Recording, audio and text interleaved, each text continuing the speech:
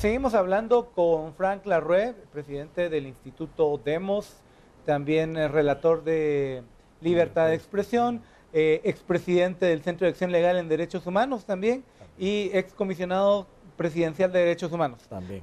Frank, ¿cuál es el futuro inmediato después de las elecciones? La gente va a salir a votar, todavía hay dudas si van a ser en gran cantidad o en menor, pero vamos a elegir nuevas autoridades. ¿Supone esto un cambio? Yo te diría que hay un futuro inmediato que es el de las elecciones mismas, no después, sino cómo votar, digamos, ¿no? Y lo hablábamos ahorita con ustedes antes de salir en cámara, de que yo me temo que la victoria de sacar a un presidente corrupto, que es una victoria, puede ser también un distractor. Y un distractor, ¿por qué? Porque, digamos, yo creo que esa satisfacción no nos debe ofuscar, digamos, y permitir perder la visión de que hay candidatos que representan más de lo mismo. Los dos candidatos que encabezan las encuestas, si es que uno cree en las encuestas en Guatemala, pareciera ser representación más de lo mismo, tanto el líder como Jimmy Morales. Entonces a mí me parece que es el momento de reflexión del pueblo de Guatemala, donde además ambos, tanto Valdizón como Jimmy Morales, parecieran estar de acuerdo mutuamente y haberse puesto de acuerdo para entrar juntos a la contienda, y ambos representan intereses de poderes fácticos, digamos, tanto económicos como militares. Entonces, para el pueblo de Guatemala eso sería la continuación de más de lo mismo. Y lo que me preocupa es que todo el mundo ha hablado de Otto Pérez, muchos hacen la analogía con Valdizón, pero pocos hacen la comparación también con Jimmy Morales. Y a mí me parece que este es el momento de hacerlo. Entonces, uno es la reflexión ante la votación. Segundo, si yo quisiera decir una palabra de precaución, de que me temo que las elecciones van a ser muy convulsas, porque además hay un traslape de crisis en el Estado, que es lo que decía. Hay una crisis de gobernabilidad que provocó la corrupción de este gobierno, que también es producto de una crisis política de representatividad de los partidos, digamos, y del sistema político. Pero esto está sobre una crisis del sistema de justicia que permitió la impunidad que ha existido por tanto tiempo, que existieran grupos como La Línea, pero encima sobre una crisis social, la cual se responde con violencia.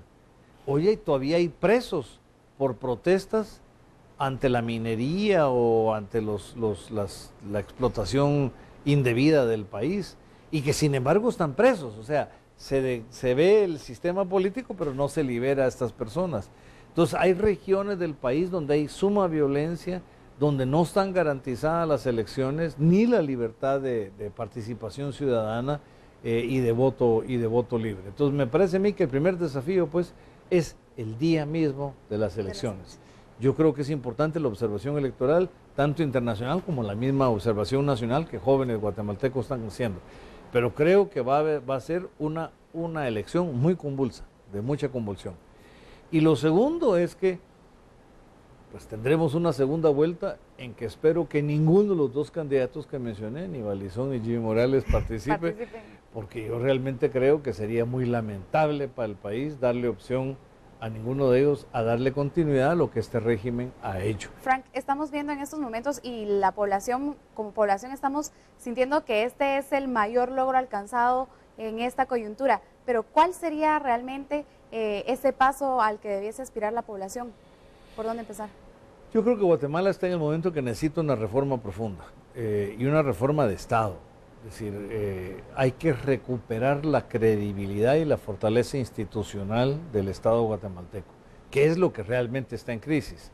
Ya no solo es quién cree en el gobierno, sino quién cree en el ICS, quién cree en el Congreso, quién cree en el sistema educativo, que dice, educamos a todos los niños, quién cree en el sistema de salud, donde los hospitales cierran y están con medicinas vencidas.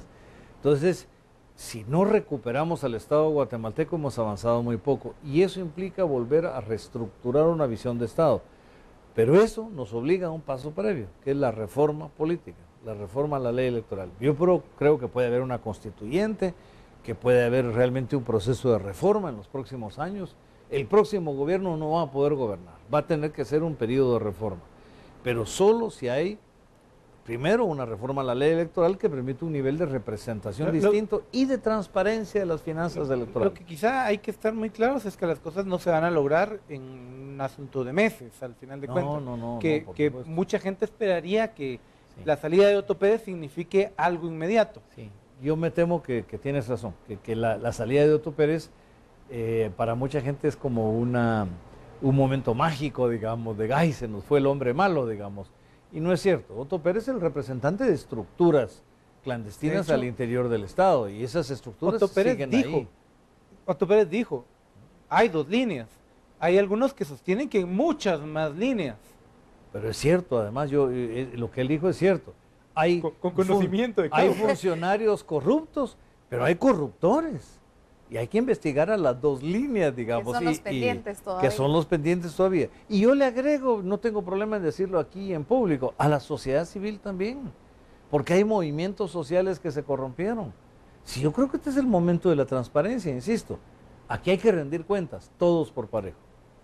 Antes de terminar, ya tenemos que despedirnos, pero lo hablábamos previamente. ¿Cómo lee la gente fuera del país que, además de haber perdido la inmunidad, el presidente hoy está arraigado? Eso a nivel diplomático. Eso no se sabe todavía. Yo creo que es tan reciente que no se sabe mucho. Pero sí les voy a decir que, por ejemplo, yo tuve la oportunidad de recorrerme varios países hace un par de semanas, y la actitud de la comunidad internacional, ojo, fíjense qué interesante, la actitud no era de simpatía con Otto Pérez, y aquí creo que hubo una confusión de interpretación de muchos en Guatemala. La actitud era muy crítica contra Otto Pérez, y no digamos Roxana Valdetti también. Entonces la actitud era decir, sí, este es un gobierno corrupto, pero es la institucionalidad que hoy por hoy tiene el Estado guatemalteco. Entonces cámbienlo con las elecciones. Un poco en la fórmula tradicional en que los estados funcionan. Entonces, lo que la gente interpretó como apoyo a Otto Pérez, yo creo que no era apoyo a Otto Pérez, sino era apoyo a la constitucionalidad, al régimen y a la institucionalidad del Estado. Yo no comparto esa visión, pues yo creo que estaban equivocados, pero ese era realmente, honestamente, y lo digo no solo por vecinos de las Américas, sino también en Europa. Yo me recorrí a algunos países europeos y esta es la actitud de decir, dejen que este gobierno termine y elijan a otro, cámbienlo. Pero eso es lo que en todo país democrático sucede. Pero lo que pasó en Guatemala es que ni tenemos unas reglas del juego honestas y transparentes para poder elegir algo de realmente distinto, ni existe la transparencia para enfrentar los fondos del crimen organizado, porque entendámoslo, o de los grandes intereses corporativos nacionales e internacionales. Porque ambos, ante los grandes fondos, yo lo he dicho aquí también en este canal y en otros medios, y es que la pobreza no es una tragedia humanitaria, pero también es una manipulación política. Porque un país precario, económicamente tan precario, se presta para ser manipulado. ¿Por qué se pueden comprar votos por 200 quetzales? Y hoy me corrigí alguien, me decían, en unas regiones por 500 quetzales. Porque la gente es extremadamente pobre. Entonces la pobreza también es una conspiración política que debemos de erradicar del país. Es decir, en general, este gobierno nunca fue bien visto a nivel diplomático, a nivel internacional. Nunca fue bien visto. Y yo creo que el único momento en que logró atraer algo de atención Otto Pérez, además, fue con lo de las drogas, exactamente. Y con una ficción, porque además resultó, y después la gente se dio cuenta, que no tenía propuesta, que lo hizo por show y no había propuesta. Fue el único momento que medio se defendió. Muchísimas gracias por acompañarnos en este análisis de la coyuntura.